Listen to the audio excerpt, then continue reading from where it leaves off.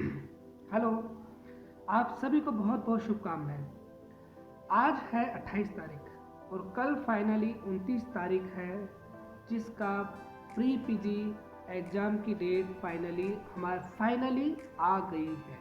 Finally मैं क्यों बोल रहा हूँ, क्योंकि लास्ट टाइम अपन मार्च में मिले थे और मार्च में अपन डिसाइड किए थे कि एग्ज़ाम अप्रैल में आ गया, तो अप्रैल में बहुत जल्दी था, तो अपन ने सोचा था कि थोड़ा डिले हो जाए, और डिले होकर ये एग्ज़ाम की डेट जून में शिफ्ट हुई। फिर कोरोना लॉकडाउन हुआ तो ये पोस्टपोन हुआ। पोस्टपोन होने के बाद कब होगा एग्ज़ाम कोई पता नहीं था। फिर अगस्त में इसकी डेट आई, अगस्त के बाद वापस ही पोस्टपोन हुआ और फाइनली सितंबर, और सितंबर में भी 29 सितंबर को इसकी डेट फाइनली आ गई है, जो कल है। तो आपका प्री पीजी का एग्ज़ाम स्टेट का एग्रीकल्चर में जो एमएससी करने के लिए एंट्रेंस एग्ज़ाम होता है, उसकी डेट फाइनली कल आ चुकी है। तो मैं आप सभी को बहुत बहुत शुभकामना देता हूँ और बहुत बहुत मेरी तरफ से दिल से दुआ करता हूँ कि आपका अपना पोटेंशियल के हिसाब से बहुत अच्छा पेपर हो और आप सभी अच्छे अच्छी जगह कॉलेज में एडमिशन लें। साथ में मैं आपको ये बताना चाहता हूँ कि देखो, आपने पूरी साल भर से भी ज़्यादा हो गया तैयारी करते करते, फिर भी अभी भी आपके मन में कुछ, क्योंकि कल एग्जाम में तो ये रह रहा होगा, अरे इतना रिवीजन करना था ये भी नहीं हुआ, इतने क्वेश्चन प्रैक्टिस करने थे वो भी नहीं हुए, अरे वो ऑनलाइन टेस्ट रह गया, वो फला ने ये बुक भी कवर कर ली, ये नोट्स भी कवर कर लिए, ये भी कवर कर लिए, ये भी नहीं हुआ, अरे वो टेलीग्राम में जो नोट्स बनाए थे वो तो रह ही गए, अरे स्टेट रह गई, इको का वो पोर्शन रह गया, एक एक वर्ड के जो इंपॉर्टेंट होते हैं, कौन सा सन में कब आया, वो सब रह गया। ऐसे बहुत सारे आपके माइंड में चल रहे होंगे, ये भी कवर कर लूँ, वो भी कवर कर लूँ, वो भी कवर कर लूँ। मैं आपसे बस यही रिक्वेस्ट करता हूँ, आप सब कुछ छोड़िए। जो तैयारी करनी थी, जो तैयारी होनी थी, जितनी कृपा पोटेंशियल के हिसाब से आपकी तैयारी होनी थी, वो सब कुछ हो चुकी है। अब आप सब कुछ छोड़िए। अब आपको सिर्फ एक बात का ध्यान रखना है, जो आप नहीं कर रहे, बस आप ये सोच रहे हैं कि वो रह गया, वो रह गया, वो रह गया, जबकि इम्पोर्टेंट ये बात है कि कल जो एग्ज़ाम है उसमें एरर, गलती कैसे कम हो सके, उस चीज़ का आपकी तैयारी करनी है। तो सबसे पहले मेरे आपसे यही रिक्वेस्ट है कि अपनी जो भी बुक्स है, जो भी किताबें हैं, जो भी है, सब कुछ उसको स्टॉप कर, बस जितनी तैयारी करनी थी उतनी तैयारी कर ली, अब मुझे बस रिलैक्स रहना है। अब मुझे अपने कल के जो एग्ज़ाम है उसकी तैयारी करनी है, उसकी मेंटली प्रिपरेशन करनी है कि मैं कैसे प्रेजेंट करूँ अपने आप को, कि मेरे से एरर कम से कम हो, गलतियाँ कम से कम हो, मेरा प्रेजेंस ऑफ माइंड कम से चले, जितना जितना भी मैंने कवर किया, जितना भी मैंने याद किया, उसको मैं अप्लाई कर सकूँ, और अप्लाई भी 100% अप्लाई कर सकूँ, मेरी एरर कम हो। तो इस चीज़ के लिए मैं आपसे बात करना चाहता हूँ। देखो, कल जो भी एरर होगी उन सब में सबसे 3-4 प्रकार की एरर होती है जो एक एग्जाम में होनी चाहिए या हो जाती है, क्योंकि एग्जाम का पैटर्न ही ऐसा होता है, तो एरर होना अपना मनुष्य का स्वाभाविक है। देखो, आपको ध्यान रखना है उस एरर से बचने के लिए, एरर नहीं हो। तो सबसे पहले एक एरर होती है मैकेनिकल एरर। मैकेनिकल एरर का मतलब ये होता है कि कुछ गलत भराक में आ जाए, कुछ गलत भराक, मतलब जिसको आपको पता है फिर भी गलत भराक में आ गया। जैसे आपका रोल नंबर का कुछ कॉलम होता है, तो एक कॉलम आपने छोड़ के भर दिया हो, कुछ गलत लिख दिया हो, ओएमआर में गोला कुछ गलत जगह लगा दिया हो, तो इस प्रकार से जो भी गलत वर्ड आपके हो गए वो सब होता है मैकेनिकल एरर के अंदर। दूसरी प्रकार की एरर होती है टाइपोलॉजिकल एरर। टाइपोलॉजिकल एरर किसको बोलते हैं? जैसे मैं आपको एग्जांपल के दे रहा हूँ कि आपका कोई भी क्वेश्चन था, उसका आंसर बी था, आपको पता है कि इसका आंसर बी है, पर जैसे आप बी भर रहे हैं पर आपके माइंड में कुछ ऐसा चल रहा है कि आपने उसको ए टिक कर दिया। आपको पता है कि इसका आंसर बी किया है मैंने, पर एरर में किससे आ गया, उसको तो आपने ए भर दिया, जो आपको पता भी नहीं होगा। तो इस प्रकार के एरर को क्या बोलते हैं अपन? Typological error. टाइप के कारण कुछ एरर गलत हो गई। तीसरी प्रकार की एरर होती है जो सबसे इंपॉर्टेंट और जो बहुत कम जानते हैं, वो होती है आपका हेलुसिनेशन एरर। हेलुसिनेशन एरर का मतलब ये होता है कि आपका ब्रेन आपका जो भी अपग्रेडिंग है, जो भी क्वेश्चन पढ़ रहे हैं, आपको लगता है ये आंसर सही है, आपको लगेगा कि ये 100% सही है, और आप टिक भी कर देंगे और पता पड़ा कि नहीं, ये आंसर गलत हो। तो ये होती है हेलुसिनेशन एरर। इसका बहुत स्टूडेंट्स में इसका एरर का पाया जाता है, जो अपने को लगता था कि ये तो मेरा सही होगा, फिर भी गलत हो गया। तो देखो, ये मेन एरर है, इस एरर का अपने से बचना है। तो सबसे पहले इन सबसे गलतियों से बचने के लिए अपने को क्या क्या सावधानी बरतनी चाहिए? देखो, सबसे पहले तो आज आपको रिलैक्स रहना है। आप आज की रात आपको फ्री माइंड होकर सोना। फ्री माइंड का मतलब ये नहीं कि आपके माइंड में नहीं चलेगा, आपके माइंड में कैलकुलेशन चलेगी, आपके माइंड में ये चलेगा कल कैसा होगा क्या होगा, बिल्कुल स्वाभाविक है और चलेगा। पर फिर भी आपको इसका कंट्रोल करना है।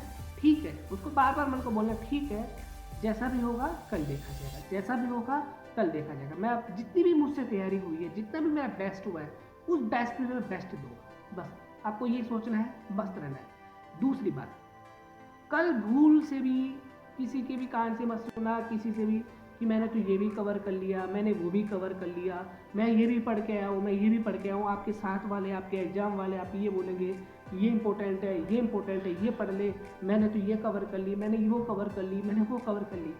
ये सब होते हैं आपके कॉन्फिडेंस को, आपके मोटिवेशन को लूज करने। कोई भी ऐसा बोले ठीक है भाई, ठीक है, मैंने तो इतनी तैयारी की है, मेरी तो बेस्ट है, जो भी मैं करूँगा बेस्ट करूँगा। इन सब शब्दों को आप कान से, ऐसा नहीं है कि आपके कानों में नहीं आएंगे, आएंगे, पर जितना हो सके अवॉइड रहे, जितना हो सके अपने अलग रहे, मस्त रहे, उन लोगों के साथ रहे जो ठीक है, फ्री हो माइंड से हो, फालतू की टेंशन लेने वालों के साथ नहीं रहे, मस्त रहे। ठीक है। तीसरी बात, आज रात को जो सोए तो ऐसा नहीं है कि भरपेट खाना खा के या ऐसा पकवान खा के सोए जिससे सुबह आपको परेशानी, उठने में परेशानी हो, आपको फ्रेश होने में या जैसा भी आपका पाचन सिस्टम उसमें परेशानी हो। तो सिंपल खाना खाएं, बिल्कुल खाना खा के टहले।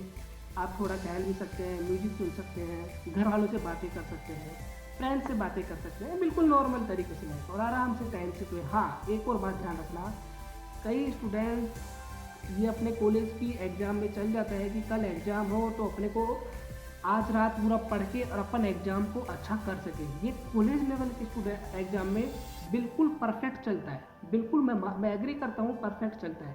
पर कभी भी कंपटीशन एग्ज़ाम हो, उसकी पहली वाली रात को अगर आपने हार्ड वर्क किया है, हार्ड मेहनत की है, तो आपका ब्रेन की जो एक्सरसाइज है, ब्रेन की जो आपकी क्या बोलते हैं स्पीड है, आपकी एक्यूरेसी है, वो 100% कम होगी, 101% कम होगी।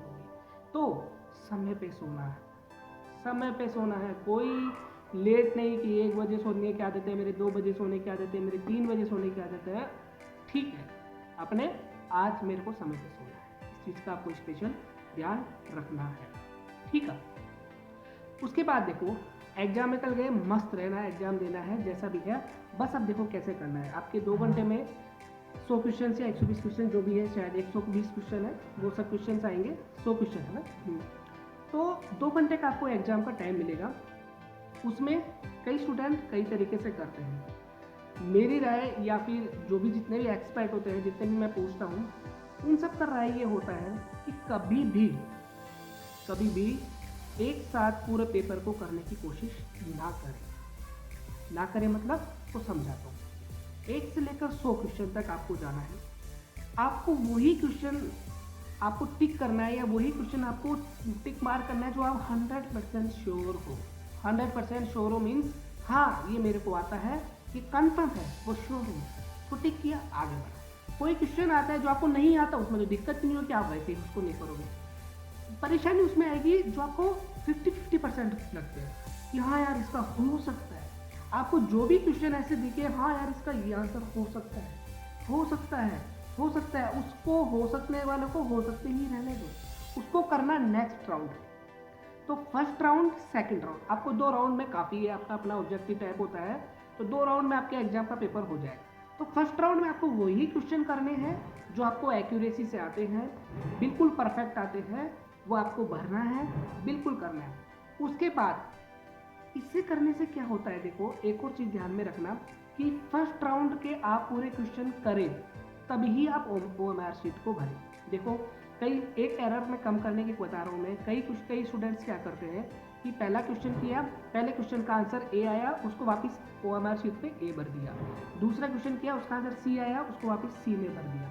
इससे क्या होता है, कई बार क्वेश्चन ऐसे होते हैं कि एक जैसे क्वेश्चंस आपको बाद में मिल जाता है। तो अगर अपने से कुछ गलती हो गई, जैसे मैं बोल रहा हूँ ना हेलुसिनेशन वाली एरर, जो अभी अपने को नहीं पकड़ में आ रही थी, पर बाद में जब अपन जैसे जैसे एग्जाम बढ़ता जाता है वैसे वैसे अपने को हाँ यार नहीं वो क्वेश्चन का आंसर ये होना चाहिए था, अब आपने तो भर दिया, अब क्या करोगे। तो इस प्रकार की एरर से बचने के लिए आपको क्या करना है कि एक बार फर्स्ट पूरा पेपर आप पूरा क्लियर कर लो। जैसे मैं बोल रहा हूँ ना, फर्स्ट राउंड आपने पूरा पढ़ लिया, हाँ हाँ कि ठीक है अब मेरा पूरा पेपर हो गया, अब मुझे OMR शीट में भर देना है। हो सकता है 100 क्वेश्चन में से पहले राउंड में आपके 50 है, 60 है, 70 है, जितने भी अपने अपने तैयारी के हिसाब से आपके फर्स्ट राउंड क्लियर हो जाएंगे। उसको भरने के बाद आपके अंदर खुद में कॉन्फिडेंस क्लियर हो जाएगा कि हाँ मैं तैयार हुआ, अब मैं देखता हूँ कौन कौन से बचे। उसके बाद सेकेंड राउंड आप तैयार करना कि अब क्या क्या है। देखो इससे आपकी पहले मैकेनिकल एरर होने की संभावना कम हो गई, टाइपोलॉजिकल एरर संभावना दूर हो गई। अब हेलुसिनेशन, जो उसमें आपको लगता है कि ये क्वेश्चन सही है पर होता गलत है, उसमें क्या अब आपको क्रॉस चेक करना है। जैसे मैं बोलूँ तो इस प्रकार से मेरा सॉल्यूशन सिंपल सा यही है कि आपकी एरर कम हो, आप बिंदास होकर एग्जाम में देने जाए, जो होगा सो देखा जाएगा, और फाइनली अपने कॉन्फिडेंस को कम नहीं करें। देखो एक बात मैं और कहना चाहता हूँ कि एग्जाम के बाद कई लोग बोलेंगे कि मेरे इतने सही, मेरे उतने सही, मेरे वो सही, मेरे वो सही। ठीक है, कोई बात नहीं, जिसके जितने सही होंगे कोई दिक्कत नहीं। एग्जाम मैं मानता हूँ इम्पोर्टेंट है, पर सब कुछ नहीं है, सब कुछ नहीं है। मैं फिर बार बार बोल रहा हूँ, सब कुछ नहीं है। आपका भविष्य आपको कहाँ लेके जाएगा आपको खुद को भी नहीं पता। आपका आज का कर्म है कि सिंपल मेरे को आज जितने मैंने तैयारी की है उसको बेस्ट मेरे को देख जाना है, बस इतना सा कर्म है, फिर ज़्यादा आपको सोचना ही नहीं। ठीक है, तो मैं दिल से यही कोशिश करता हूँ कि आपका, भगवान से यही करता हूँ कि आपका एग्ज़ाम बहुत अच्छा हो।